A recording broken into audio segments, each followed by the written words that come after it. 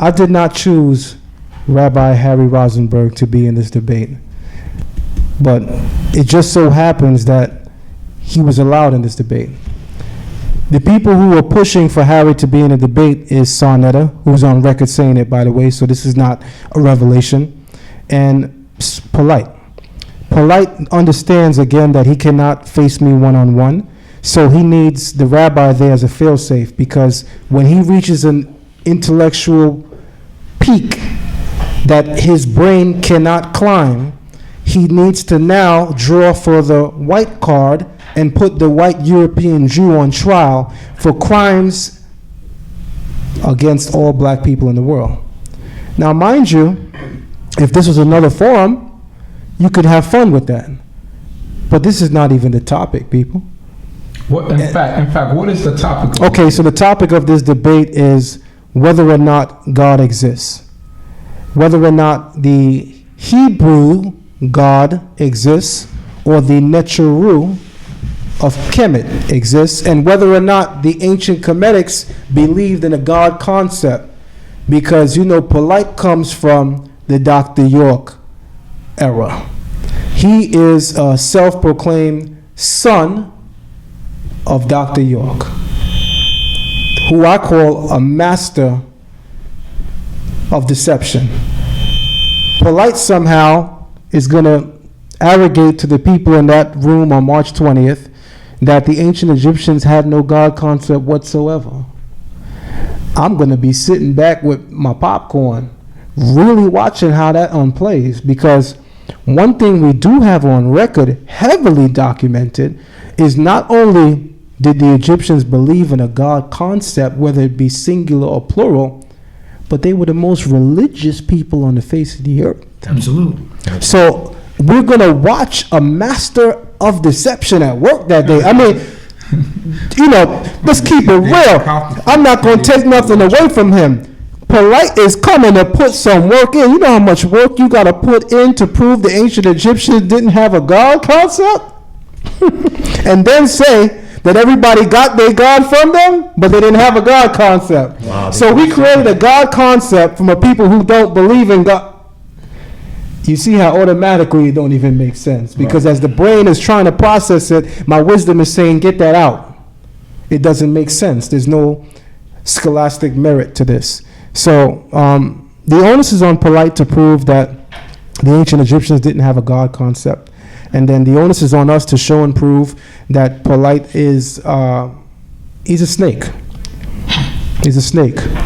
And he's harsh words. I mean, it's well deserved, because from what I understand about a snake is that it sheds its skin annually, right? And that's certain snakes, because other snakes, you know, they shed their skins at different periods. Some even go as far as 7 years, I believe. But one thing I understand in the shedding of their skin and the analogy to Polite in the community that he comes from, I'll say this: Polite comes from the Dr. York community, which has undergone several names since their inception.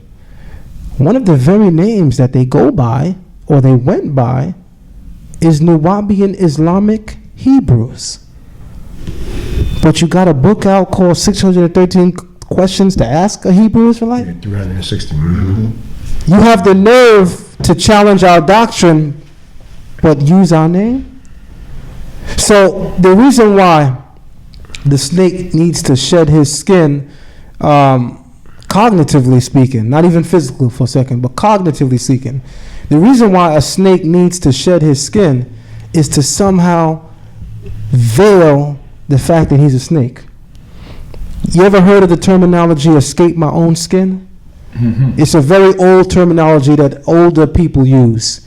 Sometimes your sin could be so gross that you wish you can escape your own sin, your own skin. The idea of the snake shedding its skin, I believe from a Hebrew perspective, goes back to the garden, where the snake itself was so ashamed at what took place that it was as if it wished it could escape its own sin. So these sayings that we use today come from somewhere, people. And because I study Torah, I see a correlation there. And because I understand the analogy between a snake shedding its skin and all of the different names that the Nubian community has undergone, I realize that the master of deception is at work once again. Because 2 years ago, Polite was in a debate with Seti where he was pro-white and Seti was anti-white. Fast forward, and now Polite is on the couch asking the white rabbi, what is he doing here? And enumerating and exemplifying and highlighting this guy's skin color. When 2 years ago, when he faced off with Seti, he said that for black people to focus on skin color as a mean or mode of counteracting the supremacy in the system is a fallacy. This is Polite's words, not mine. But fast forward 2 years later, and the brother shed his skin again because he's a snake. He's APEP. And all of a sudden now it's okay to bang on white people again. But you know what it really is? You see, since Polite has moved to Beverly Hills and has acquired a nice bank account, shout out to Ron Artest, I see you, brother. Since he has acquired a Bentley and a mansion and a 90210 area code, you see now the name of the game is, I will tell you anything that will end up making me make a profit. You see, the name of the game is I tell in order to sell. Polite will tell you anything that eventually can turn into a financial gain for him. So if the people want to hear that the black man is God and the black woman is God and the white man is the devil or the white man is our enemy, then that's what Polite gonna serve you. Polite will do anything at this point to maintain financial supremacy. Anyone with eyes can see it. In fact, you know, I hate to pull the red carpet from under the community, but shout out to the brother Young Pharaoh. I caught the video. This is a young man in the conscious community who took his hard-earned $700 to $1,700. I'm not sure, but from what I understand, it's between the two. Pharaoh, you could correct me if I'm wrong when I see you.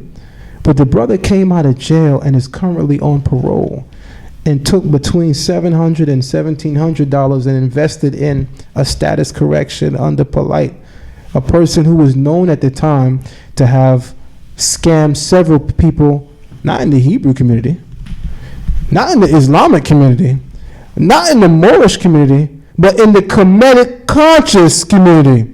Where's my book, Polite? Where's my status correction papers? You see, the difference between Torah and Ma'at that I've noticed recently in the community is that Torah empowers us to act in a genuinely empowering way that would build up this nation and our people collectively. Because in 1930, when Marcus Garvey was talking about going to Ethiopia, Rabbi Ford went to Ethiopia. Let me say that again. The Torah empowers people to act upon the wisdom conveyed therein. Right. Ma'at, on the other hand, conveys its doer or practitioner to just act. Because in 1930, when Marcus Garvey was talking about returning to Africa, but Ethiopia in particular, Rabbi Ford, who was under him at that time, decided, you know what, we're tired of talking, we're going to do. Because the Torah always puts action before who you are. And he died there. And he died there, Rabbi Ford. And his wife continued the legacy. Absolutely. Exactly. Not to cut you off, his wife continued the legacy and opening up one of the first schools For literacy. for literacy in Ethiopia. Right. And to this day, Right. the school is a primary school, I think is a kindergarten, and is named after his wife, That's right. And Miriam Ford. Marion Ford. That's right. So that is a legacy that has lasted That's right. almost 100 years. That's right. Coming up on 100 years in about 14 years. Right. That of Israelites. Right. That knew themselves as Right. Israelites in Africa. Right. When you know, not putting down Marcus Garvey, but did he ever go to Africa? He never returned. Marcus Garvey went to Jamaica, he went to London, but he never returned to Africa. He never once stepped foot in Africa. So again, where And the it's not knocking. and it's definitely not knocking Marcus Marcus Garvey, Garvey up. It's just we're using them Right. as because the conscious community always uses Marcus Garvey. Right.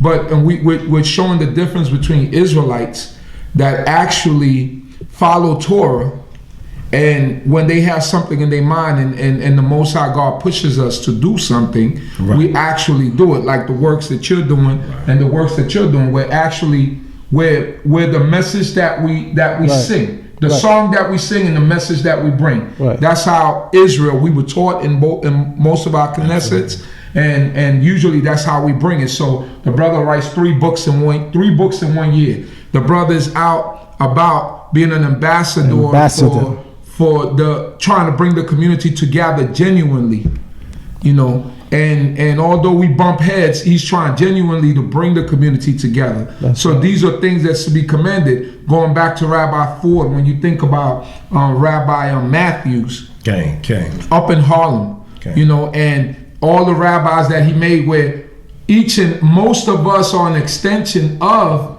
Rabbi Matthews. That's right. People don't want to talk about that history, but all the different rabbis that went out, that formed other teachers, that broke away from the black Jew concept, and became later Hebrews or Israelites. You know, all that came from Israel. You know, when you're talking about what was the name of the organization that Marcus Garvey had? The UNIA. The UNIA. You talk about Rabbi Ford writing the actual anthem for the organization and drawing up their charter. And one thing I want to exemplify very keenly for a second is this.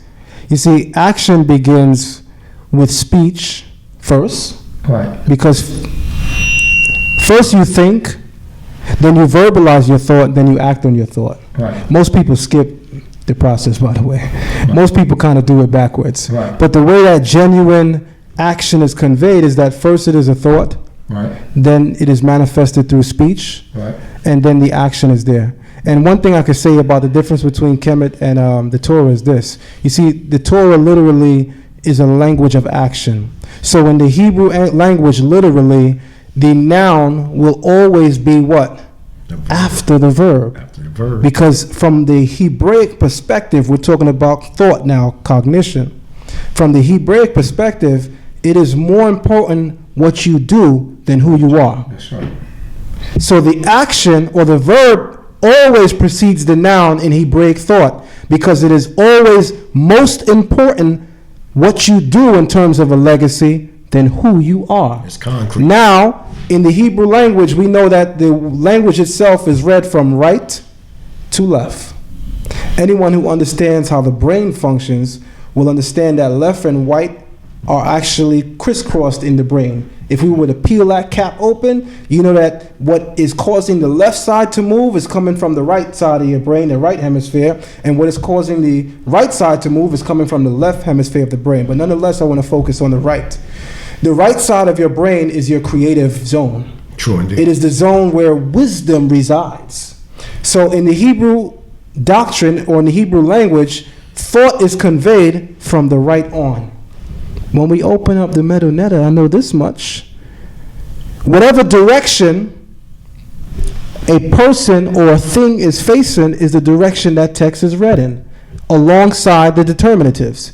So that if you have a man and his head facing right, we know to read the text from right.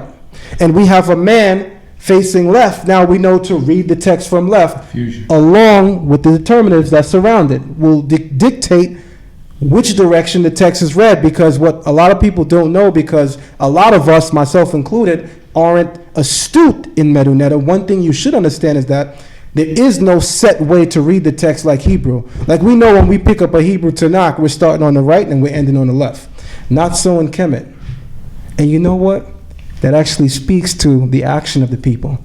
Because how was it that Asiatics was able to walk in Kemit and take it without 3 or 4 swings of a sword?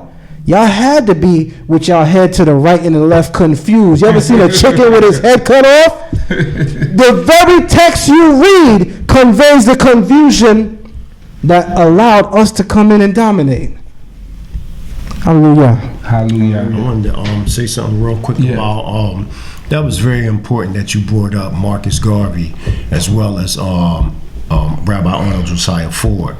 When you actually study the history, even in Harlem, we go back to the Moorish Zionist Temple, the Moorish Jews, going back 1899. Majority of the followers, or the first followers of Marcus Garvey, were in fact a part of the Black Judite movement.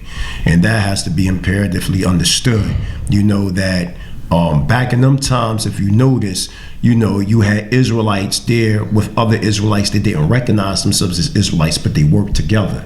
In today's contemporary time, we see what we know as the so-called conscious community, or the conscious community, whatever whatever name you want to call it, and the Hebrew Israelites, and there's like this mass, you know, intellectual warfare going on. But those back then, they understood how important it was. That's right. Via unification, and and here we go once again, getting back into that state of unification.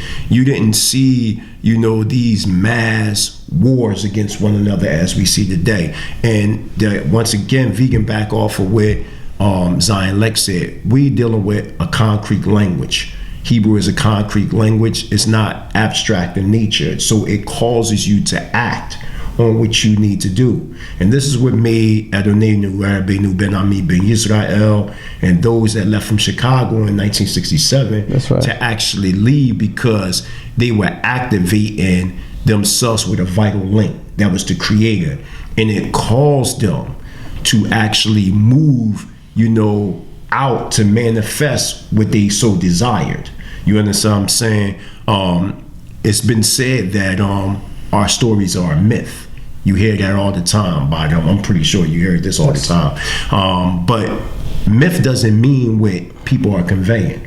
Myth doesn't mean something that isn't real. Myth is only legends that have been passed down from generation to generation to a family, and via, you know, clans and tribes and nations. And I say this, well, if it is a myth, then that myth, you know, even if they say it's a myth from their perspective, but that myth caused us to actually create what we define as a utopia society, or the starting process of a utopia society. And this is no, you know, I'm not, you know, swinging at nobody, but I'm dealing with reality. We need to deal with what is practical, what will work for us. We could take the Village of Peace in Dimona as a blueprint, as a measuring rod to see what will work for us. We don't have to agree with every single thing that they did, but look at the driving force that caused them to build that community over there. And let's deal with people that deals with ancient Egypt, ancient Kemit. My question is, why isn't there anybody rising up that's dealing in that thought to return back to Egypt? Where is the prognostication, you know, of a return back to Egypt and to take control of that land? Where's the redemption at? I understand the academics that they're bringing forth, and anybody that wants to, you know, rewash back into his original thought, what is natural, I respect. I respect scholarship, but I do not respect within the scholarship if there isn't a redemption plan for our people. Our people is hurting, and we sitting up here on YouTube, Facebook, Instagram, Twitter, wherever, you know, taking personal shots at each other. And this is not to say anything what he said or anything in general, because I understand why he's saying what he's saying. Because there has been tremendous attacks, because I keep hearing that there's tremendous attacks on the Kemetic side, because, you know, a group said to me, we attacked you, you know, because, you know, the Hebrews always attacked our gods. They did this, they did that. But a lot of people fail to understand that, you know, you had people even back then that was amongst the Afrocentric side for years attacking the Hebrew Israelite community. If you read any of their books, listened to any of their lectures back then, and the Hebrews never said anything for a long period of time. This is the generation right here that is standing up, you know what I'm saying? And again, it's very important to learn language, because 70% of your brain is centralized around your language. And within that language, it will give you an understanding of how you need to move, you know. And When you take away that language or a language from a people, they lose all the sacred sciences of how they dealt with their spirituality. That's right. And see, and you know, even Brother Polite said it before, how he respects the Hebrew language. That's right. Because it is a living language. You know, not only do we have a language built on speaking, but we have a language built on numbers.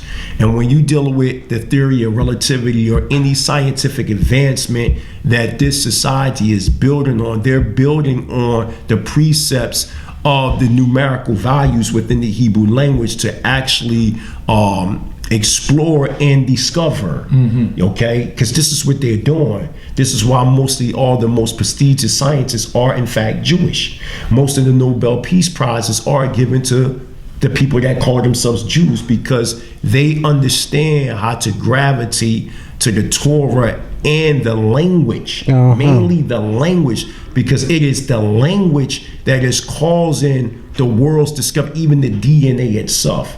The original DNA helix is in fact what we know as the Shield of David today. When you look at the Shield of David, it is also symbolic to a man from the torso up. And if you look, you have the head, you have the arms, you have the phallic, or which you know, the rod and the two legs. This is actually showing, and not just man, but everything in creation. When you're dealing with batteries from what we know as positive and negative charges. When you look at aspirin, it's in the form of a 6. When you look at honeycombs, when bees make honeycombs, it's in the form of 6. When you look at snowflakes, when you look at everything in existence, everything is defined by the 6. And then as you see other, you know, geometric symbols, they're just building on the same foundation. So when we wear this shield, it's not a thing that it comes from, you know, what they call it, Baphomet and witchcraft and different things like that. You know, this is actually the true helix symbol that they used. Even when you're talking about the genetic code, they have tapped into the genetic code using Hebrew. Even when they talked about breaking the sound barrier and dealing with sound, they use Hebrew. Everything these scientists is building on is 2 languages that they talk about, Hebrew and Sanskrit. This is just a fact. When you actually do the research, you'll find out, and you will find out even Sanskrit is a derivative of ancient Hebrew. All languages on this planet is a derivative of ancient Hebrew. I'm not afraid to say that. You can go get you an old Noah's Webster's dictionary. Go get an old, and they'll show you that all the words, mostly in the English language, go back to Hebrew. You know, that's why when you hear, you know, magicians say, ta-da, they say in Torah. You know, when they say evening, they're getting it from Irib. You know, all these different words that they're saying today go back to the Hebrew language. So it's very important to listen to what the brother Zion Lexx said.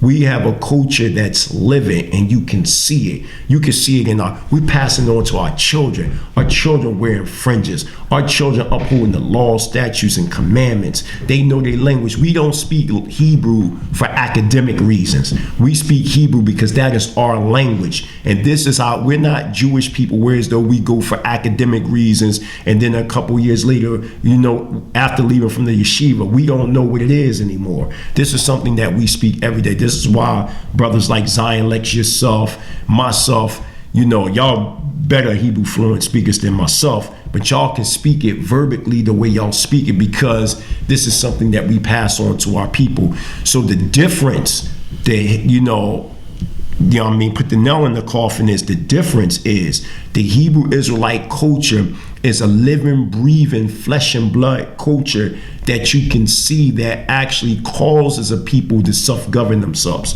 Versus the Kemetic school of thought is really a school of thought of a group of fraternal brothers and sisters, you know, that's just coming together for academic reasons, and that's that. It stays right there. Now, they might deal with certain community activist issues like Flint, Michigan, getting water, things like that. But that's as far as it goes. So you're saying, in other words, us as Israelites, we don't do Xmas. Right. So you're saying in the Kemetic community, that you might find somebody call themselves an Egyptologist and go get Christmas gifts and are waiting for St. Valentine's Day and might be, you know, at a barbecue on 4th of July. Right. If during Thanksgiving, they're at their families' homes, you know, having a turkey and all of that. That's what you're saying? Well, if you ask me that question, okay, again, it's not taking a shot at anybody, but if you ask me that question, because you said a living Torah, we live the Torah, right? I'm gonna answer you. If you asking me that question, we need to examine both sides via the elders. Now, the elders in our community, we talking about, you know, Chief Yosef, you know, Kohen Yisrael, you know, that was Mikael Ben Levi's teacher. Right. I mean, all the Ben Ami, or Kohen Levi, all of them. We look at our teachers, Word State teachers. Look, Dr. John Henry Clark, he died a Christian. Okay, he died a Christian. He died eating pork. You look at, you know, as well as, and kept his slave name. If you look at Chancellor Williams, he kept his slave name. You know, if you look at Sheikh Anta Diop, he died a Muslim living with a French woman. You know, when you actually look at their leaders, you know, they spoke about Africa, but from a distance. When we speak about Yisrael, because remember, the Most High told us in the Psalms never to forget Jerusalem, lest our tongue cleave. You know, so knowing that, we have vibrant communities in Israel. We have communities in Israel right now because of the understanding of the prophecy that's outlined after the certain amount of years of captivity, we will return back to the land and establish the Creator's kingdom. Now, whether if one disagree or agree, we're there in that land because of that eternal idea right there. That idea calls us from this book here, from the Tanakh. This book right here caused us to make that move. Not, you know, the Metronega, not the Husia, not the book of coming forth. None of them books calls us to do that. We are talking about the Torah. And he said about civic law. That is very important because now you can build government out of civic law. Right. This is what they did in this country. Because you got to remember, Prudence and all them came over in this country and built this civilization up over here by using certain, you know, creeds from out of this book. This is how they established the Constitution of the United States. Even when you look at the court system and the judges, is set up as if he's a Levitical priest that is operating on the land. Okay, they understand, you know, proper status, subject matter. This is how we get caught up in their system because we don't know who we are. We going in there as fictitious. You go in there as a nation. Before we can even get into the subject matter of any case, we must first identify the person via proper status and then subject matter jurisdiction.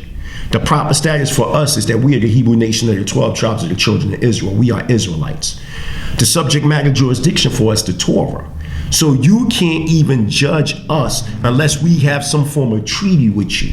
You understand what I'm saying? Whereas though now we can be judged in your court of law. But it has to in turn be amongst our sovereign peers. And this is what we lack. It's bigger than just being an African. It's bigger than that. Much bigger. We have to get back to identifying with the Pacific nation. And one thing that the Team Osiris said to me when we was, you know, when they was interviewing me on the Team Osiris show, one of them, I don't know if it was Ngozi or Kufu or one of them, but there was something that they actually said that was correct that I agree with. They said Africa has never been a united nation. Never. And if you rewind back to when I debated Sarah Suit and Seti and Natural Tahuti, that's exactly what I said on that couch. I said that they never looked at themselves as all one nation. Autonomous, right? You understand what I'm saying? At times you have different ethnic groups. With those, what they do in South Africa, they do not do in Northern Africa. You know, the Zulus are not the Watusi. They are different ethnic groups. If you go into Asia, you have Chinese people and Japanese people. Yeah, they're identifying themselves as Asian because they're on the continent. But they'll specifically tell you, I'm Korean, I'm Chinese, I'm Siamese, I'm such and such and such. But when it comes to us, we just either Africans or black, and that's it. And we don't see that as a problem via denationalization. And that's what I'm trying to bring forth through the spirit of Yahuwah to the people to unite Israel, whether if you Torah or Messianic on this Torah constitutional platform. But again, there is no redemption plan if we actually follow what the conscious community is bringing forth. The redemption plan has already been established. The only thing that we're doing here is adding on to where our modern day forefathers and foremothers brought forth. Hallelujah. Exactly. What I wanted to add on to that is this. You want to talk about the Christmas presents? That's gonna come out soon. I'm waiting. I'm waiting on y'all to really try to play with me. Then I'm gonna really let the cat out the hat. But one of the reasons why we are so successful when we keep Torah is that the Torah makes this statement: there shall be one law for the homeborn and the stranger. That's right. No matter where you are within the nation of Israel, within the land of Israel, there was one law for everybody. Okay. You see, one of the differences between ancient Egypt and the Torah being based in ancient Israel is this. My good brother over there, the Mighty Hebrew, just made a powerful statement. He said there has never been a united Africa.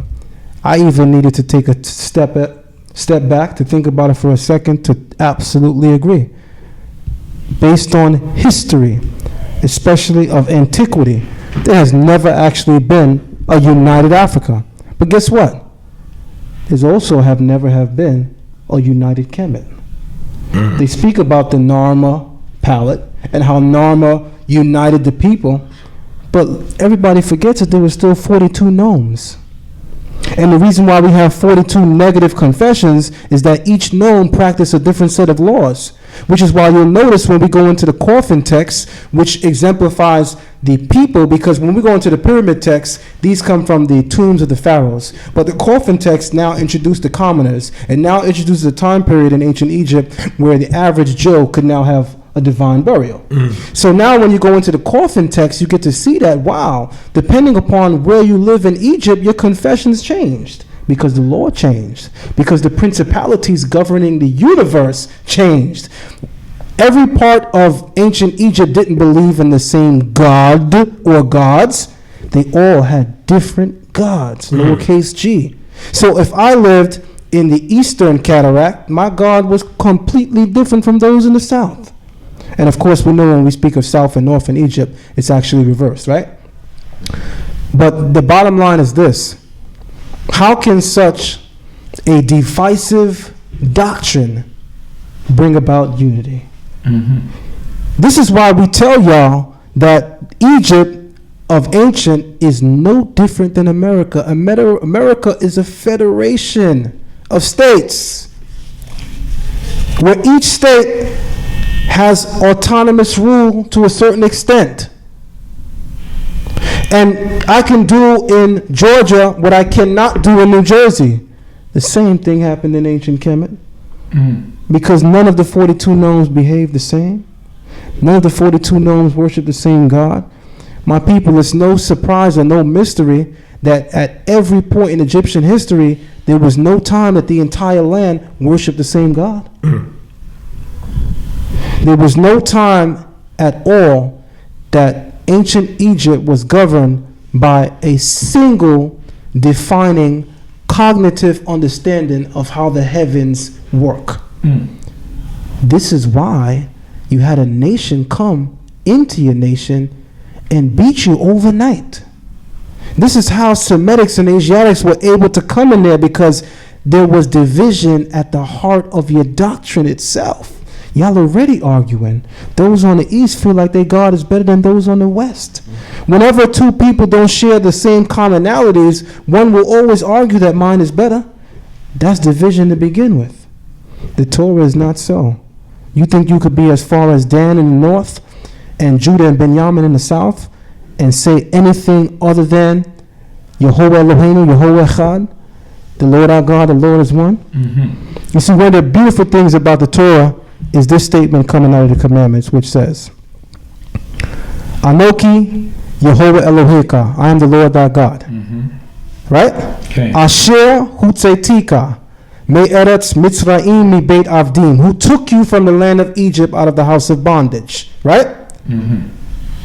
Lo yiyeh leka Elohim acherim al panai.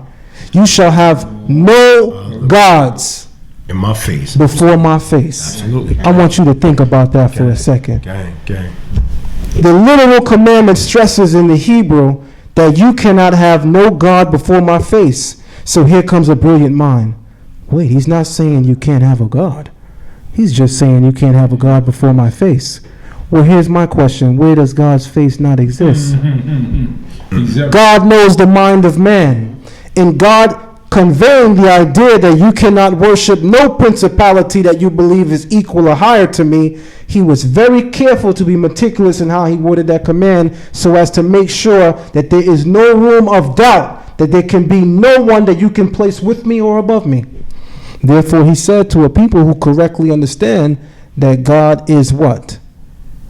He's omnipresent. He's omnipresent. He exists everywhere at the same time. Right. So if he says you can't have a God before my face, It's present. what direction does his face not turn? Gang. That leaves no room, no shadow of doubt. Our God is one. Okay. But y'all talk about plagiarism? Divine law, from the Hebrew perspective, is predicated on the idea that it emanates from the one singular God. In ancient Egypt, you don't find that. So again, the idea of plagiarism is at best an elementary attempt at having a academic conversation with adults. And just one more thing I want to say. We can actually use even modern day, Israelites and modern day Israelites that follow the Kemetic school of thought and examine, the cultural manifestations of both to determine there's no such thing as plagiarism, for the simple fact we're so different. We can just look at how we move as Israelites versus their side. Why aren't they doing the things that we're doing in a similar base to identify plagiarism? Why are we so different if all this is plagiarized from Kemit? If it's all plagiarized, see, we talking about now to examine on a psychological level, living people acting out a plagiaristic idea. And if that be the case, then why don't we see the Israelites doing the things of Kemit?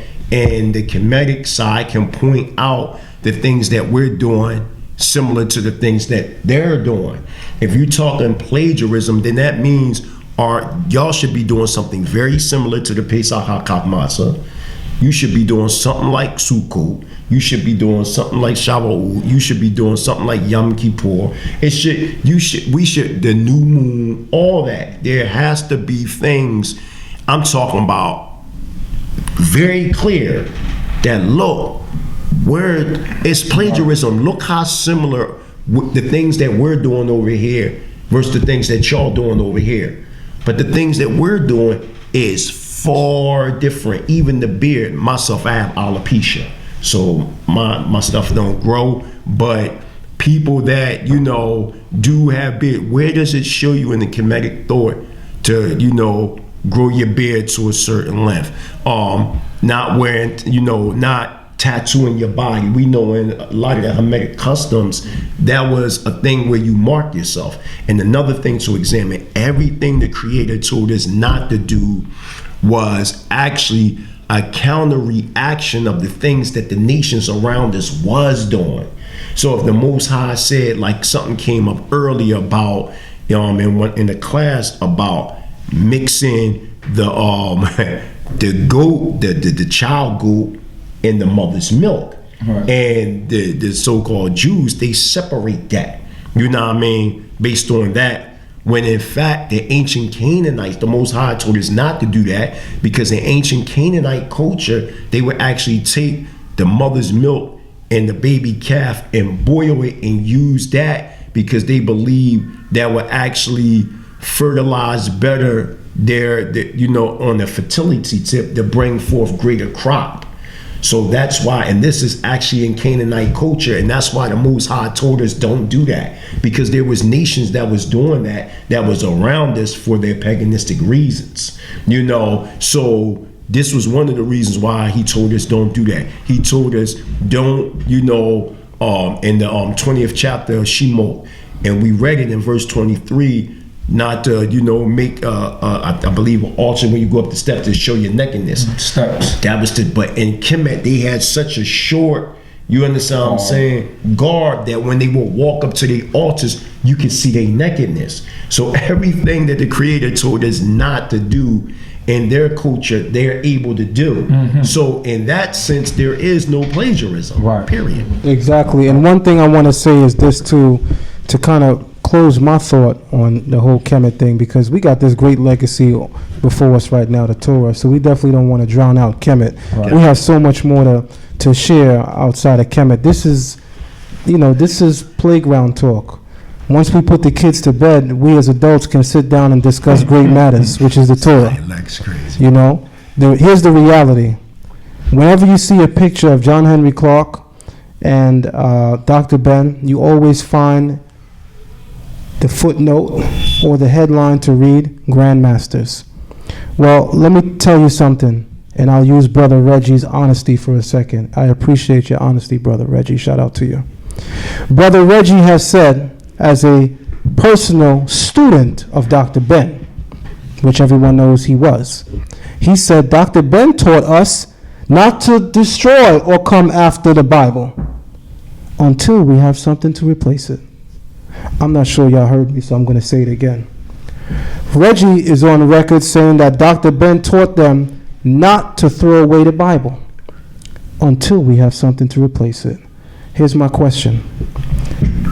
Since Dr. Ben is known as a Kemetic Grand Master teacher, who to this date, no one in the contemporary community can tie his shoes in terms of how much they understood the literature in Kemit versus how much he understood it. With all that he knew, he told his students, do not throw away the Bible until we have something to replace it, because implicit in that statement is this idea. With all of the greatness that he learned in the walls of Kemit, he was not able to take it as a whole and make it work for his people, because he realized correctly that the sound wisdom as conveyed in Torah can liberate a people. That's right. Which is why you had Nat Turner pick up the Bible and say a slave revolt. Which is why you had Harry Tubman, who memorized all Psalms by heart, said Underground Railroad. Every liberation movement in this country, led by black people from the slave era till now, always involved a person that had the Bible in their front and back pocket. And even if we want to talk about Malcolm X and the Nation of Islam, the Torah is at the heart of their doctrine, because their book makes Torah the foundation of their thought. And as far as I remember, Malcolm X quoted the Bible publicly way more than he quoted the Quran. So the Torah has always been the epicenter of black liberation movements in this country. So please exit with the Johnny-come-lately. We must put the Torah aside now. There has been no movement among our people in the last 200 years more successful than those led by individuals who picked up the Torah and decided to fight and wage war against the system. The Torah empowered us with such consciousness, which be'ivrit in Hebrew would be da'at, or da'ah, yada'ah, to know, or da'at, knowledge. Knowledge is the confluence between wisdom and understanding. It is the median between. Knowledge represents the ability to utilize wisdom and understanding and apply it in your life. You see, the difference between the so-called conscious community and the Torah is that application of the Torah is that which brings consciousness. Because consciousness is synonymous with being awake, right? When a person is sleeping, you're almost tempted to say he's unconscious. When a person is awake, you say, he was fully conscious, he was awake. So the terms are synonymous. How do we call the conscious community conscious when you're not aware of the fact that every liberation movement in this country was led by those who carried this sword, the Torah? You must be still sleeping. And we adjure you guys to awake and join us and fight. Because the real fight is for those who can come together with unity. Y'all don't even have unity to put a school up in the last 40 years that y'all been speaking back to Kemit. Israelites not only have schools in this country, throughout the world, but we were the only ones in the so-called Back to Africa movement that went back to Africa, established communities and schools, and are still there. Now, you may argue the success of it, but let me remind you of something. You see, to be successful in an endeavor which involves a collective body of people, you need the collective body of people to be involved. That's right. So in our growth as Israelites and in our strides and in our steps, we've had those like Ben Ami, we've had those like Rabbi Ford who came before him, who made those steps. But if the nation is not following collectively, then at most those individuals will be breaking ground. But we need to go over there and plant seeds. Hallelujah. Hallelujah. Also, in concluding, I just want to, I'll be remiss if I didn't address this situation. There was a video that was put out with some brothers, and they had you on the recording, you and Morey Yoel, in reference to our brother Zion Lexx, and calling him a snake in the grass and so forth and so on. And I'm about, keeping things real, and people are going to see this interview and they're going to say, well, how they sitting down together, and I seen that video, and they made this phone call, and Morey Yoel. So can you just let us know the status, put it on speaker so we could, you call him Morey Yoel, right? Right, and in the meantime, while he's getting Morey Yoel on the phone, I'll say this. Whenever brothers Shalom, Morey Yoel, utilize tactics that would bring about division or add to the division among brothers, not on the radio. You have to understand that you are not among brothers who are keeping Torah. You have to understand that. Throughout all of my grievances in this community, I have not campaigned in the community for people to come on my side to attack others. But what we saw in this community, because you saw the videos, we saw people go from congregation to congregation to gather gripe, complaints, and grievances against Zion Lexx to go against him instead of sitting down as brothers and ironing it out and moving on forward. You see, no matter how much we disagree as brothers when it comes to our actions, of which I'm not perfect, I got flaws. I made mistakes with regard to that discussion. But one mistake I did not make was the intent of setting anyone up. One mistake I did not make was the intent of dishonoring my brothers. And one mistake I did not leave that temple that day with is telling my brothers, I love you, it's all love, and then going back and doing a video where I'm calling them a snake. You see, we have to realize what happened there is done. Y'all seen it. There's no reason to exemplify what happened. Everyone knows what happened. Regardless of what you may be thinking, the Torah perspective from this point on is this: what do we do now? Right. If we are about Torah, what are we going to do now? Because one thing I understand about Torah, it says, thou shalt not stand aside while thy brother's blood is being shed. Are you willing to go so far as join our collective enemy, intellectually speaking, just to see Zion Lexx fall? Or are you standing with your brother? I would love to know that. So now, Morey Yoel, how you doing? This is Chief Uzziel. Shalom, Chief Uzziel. Shalom. Yeah, I'm here with the Mighty Hebrew and with our brother Zion Lexx, and the question came up about the video that we saw, the famous video with the snake in the grass video. and how you and the Mighty Hebrew came up in a recorded conversation in that video. And I was sitting here having an interview with the two brothers, and I was telling them that I would be remiss if I didn't ask the question, as to what happened at that point in time that you guys ended up in a video with these brothers going. It almost seemed like you guys were going against Zion Lexx, and we just wanted to clarify that and make sure that the community knows, because this video is going to be aired out, and we just wanted to make sure that the community knows exactly what happened there. And we don't want to rehash old things, but we want to clarify so that the audience will know exactly what happened and what took place during that time.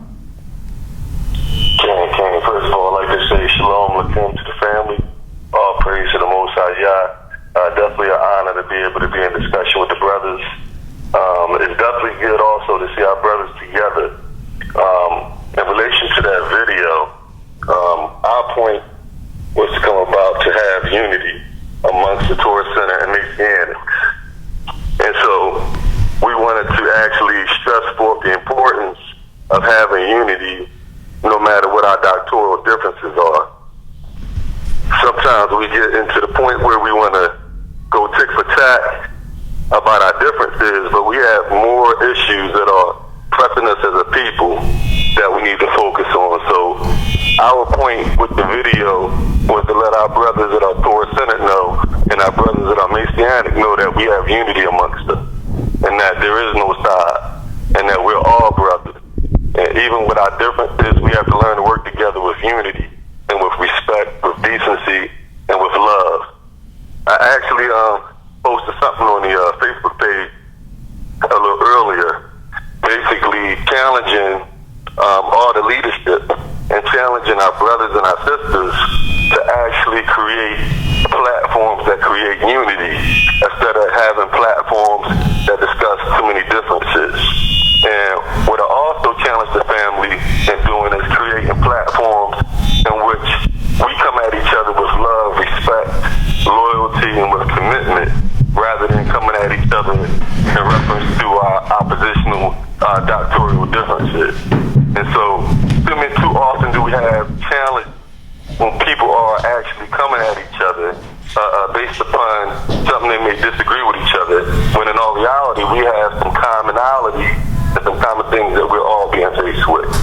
And so, just in brief, because I know that you have other things you have to do at the time in reference to this recording, our response to that video was to show that, number one, we as Torah centered, we don't want to have, how can I put it, conflict with our brothers that are Messianic. And even though we may stand for the oneness of the Creator and for the uniqueness of our understanding, we want to handle each other and being righteous. Because we can be right, but then we can handle things in sometimes maybe an uncomfortable position, which causes us now, even in our rightness, to be unrighteous. And so we want to be right in our approach. So I'm definitely glad that the Mighty Hebrew is there, that Zion Lexx is there, and yourself, Chief. And I have nothing but Zion Lexx and myself. We talked earlier. You know what I mean? We hashed out some differences that we had. That's my brother. I love him, and I'm glad we're actually able to even sit down and talk about some of the things that can sometimes cloud our unity. And that's what people do, man. When you have no communication, you have no relation. And so we have to continually build on our communication with each other. And I'm with my brother Zion and what he's doing in righteousness. And I'm with the Mighty Hebrew, with people moving forward with righteousness. I'm looking forward to working with the family, and hopefully we'll be there to support our brothers that's going forward with the debate. Zion, like I said, that's my brother. Despite all of our brothers, we don't always agree. You know what I mean? But that don't stop us from being brothers. That don't stop us from supporting each other. Hallelujah. And believe it or not, we respect each other more when we're honest with each other. Hallelujah. When we can say, hey, brother, I ain't like this about what you did. And another brother can say, hey, I don't like this about what you did. That's right. Well, That's brother, being I like real. this. Right. I like what you're complimenting each other and then also critiquing each other. Right. That's what family does with love, because I don't want nobody around me that's not going to be honest, that's not going to have integrity and be straight up. And so that's what we are when it comes to dealing with each other. But we definitely have one thing in common, and that's the Most High Yah and His Torah Constitution. And so with that being said, I hope I answered your question and I wasn't too long with it, Chief. That's good. I just wanted to clear it up for the listening audience, to make sure that everybody knew that you and Zion kind of hashed it out, and you know, you guys came to an agreement and to an understanding. I don't know if Zion wants to say something. Yeah, I want to add this. I've always been a person that what I say in private, I'm able to say in public. So I spoke to More Yoel today for the first time since when this matter first happened, and I initiated an apology with him. I initiated an apology to him because the last time we spoke, I didn't have nice words at all. My choice of language was wrong, and my spirit wasn't right. And this is a teaching moment right here. You see, we have to get rid of and eradicate and annihilate any leader and teacher who gives off the impression that they are above and beyond reproach, that they are above and beyond correction, they are above and beyond humility, and they are above and beyond being wrong. You'll know a true leader when he'll sit down with you and count his flaws. You understand that? So I want to make it clear.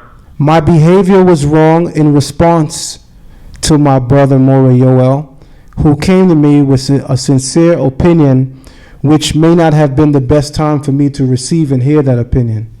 But as a leader and a teacher in our community, I personally believe that there should be no room for error among brothers that cannot be corrected. There is no room for error that cannot be corrected. We cannot tolerate that in our community. The Torah says that if we see the ox of our enemy crouching under its burden, that you are to help your enemy repeatedly. The underlying thought in that Torah-based law is, even when you consider your brother so hateful to where you would call or consider him your enemy, Torah-wise, you still supposed to be there for your brother. That's right. That law is even more exemplified when it says, "Thou shalt not stand aside while thy brother's blood is being shed." Notice how it didn't say when the brother that you like blood is being shed. Notice how it didn't say when the brother you real cool with blood is being shed. It simply said when thy brother's blood is being shed. Some of us out there have real life brothers, and one thing we know is this: we're always going to argue and we're going to fight often, but nobody can come between us at all. And if me and you are fighting and someone else steps in, I don't step in to join them. Me and you stop fighting and we turn around and we bang on that outsider. That's right. Israel, we are really seeping to the newest low when we are on the verge of joining our enemies to see our brothers fall. You know, I've heard of talks of Polite possibly flying in people from certain places to be joining him in speech against me on March 20th. I'm going to go on record and say this right now. If that occurs by the will of the Almighty God, I sure am prepared. But to that brother who is willing to join sides with an intellectual enemy against the Torah simply because you do not like your brother, I want to say to you in this moment, may the Creator be with you in understanding that you don't understand what you're doing. Hallelujah. Hallelujah. And in concluding, I'd like to thank everyone for listening. And also, my brother Zion Lexx, the Mighty Hebrew, and our brother Elder Emmanuel. We thank you for giving us an ear, and I hope that what you've heard today will edify you and will take you far. Hallelujah. Hallelujah. Hallelujah. Hallelujah.